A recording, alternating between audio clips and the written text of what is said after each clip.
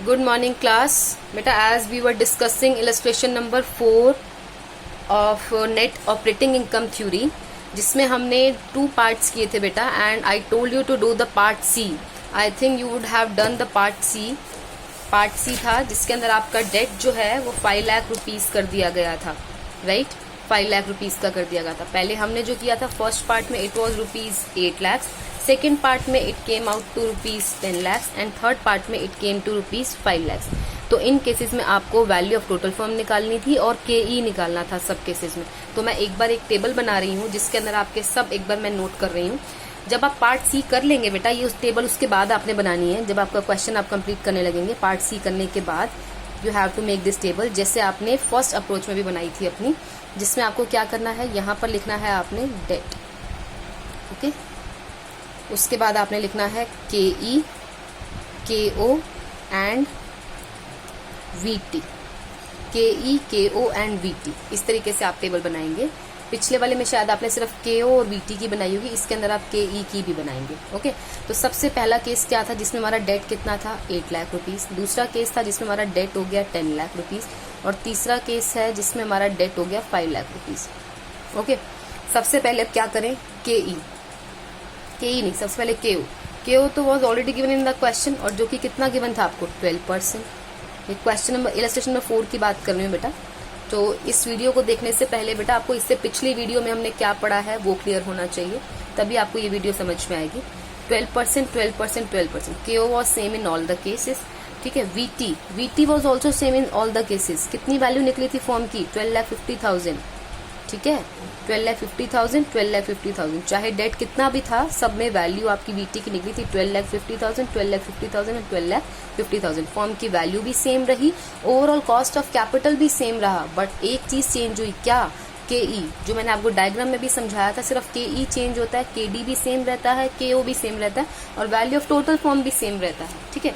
तो सबसे पहले जब हमारा डेट 8 लाख रुपीज था तो हमारा KE कितना निकला था, इट केम आउट टू 19.11%. उसके बाद जब सेकेंड केस हुआ, जब हमारा डेट हमने बढ़ाया 10 लाख रुपीज किया डेट को, then it came out to rupees 20, और सॉरी परसेंटेज कितनी हुई, 28%. और तीसरा केस जो हम पार्ट सी आपने किया होगा बेटा अपनी नोटबुक्स में, तो जो KE जो निकला हमारा 5 लाख से केसेस में, इट शुड बी 14.67%. आपका आंसर आया होगा 14.67%, है ना. तो अब हमने देखा बेटा, जैसे जैसे हम डेट बढ़ा रहे हैं, ओवरऑल कॉस्ट ऑफ कैपिटल भी सेम है, वैल्यू ऑफ टोटल फॉर्म भी सेम है, बट KE इंक्रीज होता जा रहा है, ठीक है. KE कैसे, डेट बढ़ाया तो और बढ़ गया, डेट को कम किया, 8 to 5 लेके आया या 10 to 5 लेके आया तो ये 14.67 पे पहुंच गया, तो ये कम हो गया. तो इससे क्या प्रूव होता है बेटा कि जो नेट ऑपरेटिंग इनकम अप्रोच है वो क्या कहती है कि डेट को बढ़ाओ या डेट को कम करो, इससे ओवरऑल कॉस्ट ऑफ कैपिटल पे कुछ फर्क नहीं पड़ता और वैल्यू ऑफ टोटल फॉर्म पे कुछ फर्क नहीं पड़ता. डेट का होना ना होना doesn't matter on the value of total firm as well as on the overall cost of capital. But एक चीज इफेक्ट होती है, क्या, KE, cost of equity effect होती है. सो बेटा इसका कंक्लूजन यही था, इस अप्रोच में आपको यही करना है, राइट. उसके बाद बेटा जो इलस्ट्रेशन नंबर 5 है एक आपका बुक के अंदर, so let me show you the statement. Illustration number 5 में क्या है बेटा, आपको Company X and Company Y are in the same risk class and are identical in every respect except that Company X uses debt while Company Y does not. इसने बोला कि दोनों company same है बट X कंपनी जो है वो date use करती है और Y कंपनी डेट यूज नहीं करती. द लीवर्ड फॉर्म वो होता है बेटा जिसके पास डेट होता है. लीवरेज का मतलब डेट है यहाँ पे, ठीक है. तो लीवर्ड फॉर्म मतलब जिसके पास डेट है, उसके पास कितना डेट है, कितने डिबेंचर्स हैं, 18 लाख के डिबेंचर्स हैं उसके पास, कैरिंग 10% रेट ऑफ इंटरेस्ट, मतलब KD गिवन है आपको 10%, डिबेंचर्स हैं आपके 18 लाख के आपको गिवन है, डेट है कंपनी एक्स के पास जो. Both the firms can earn 20% operating profit on their total assets of rupees 30 lakh. अब ये क्या दे रखा है आपको, both the firms earn 20% of operating profit. Operating profit मैंने आपको बताया था, ऑपरेटिंग प्रॉफिट होता है EBIT का दूसरा नाम. तो EBIT इसके अंदर आपको डायरेक्ट गिवन नहीं है बट आपको निकालना है. इसके अंदर कह रखा है कि ऑपरेटिंग प्रॉफिट टोटल एसेट्स के ऊपर, और टोटल एसेट्स कितने थे, 30 लाख के, 30 लाख के एसेट्स के ऊपर 20% आपका EBIT है, यानी जो ऑपरेटिंग इनकम आपने कमाई 30 लाख के जो एसेट्स इन्वेस्ट किए थे उसके ऊपर आपकी 20% की इनकम है. That is your earning before interest and tax, या फिर आपकी नेट ऑपरेटिंग इनकम है. तो ये आपको कैसे निकालनी है अभी मैं बताती हूँ आपको. Assuming corporate tax at 35%। अब इसके अंदर कॉर्पोरेट टैक्स का फंडा भी आ गया। ओके, वैसे हमने assumptions में क्या अज्यूम किया था, that we will ignore corporate taxes, but इस क्वेश्चन के अंदर आपको कॉर्पोरेट टैक्स भी दे रखा है, ठीक है।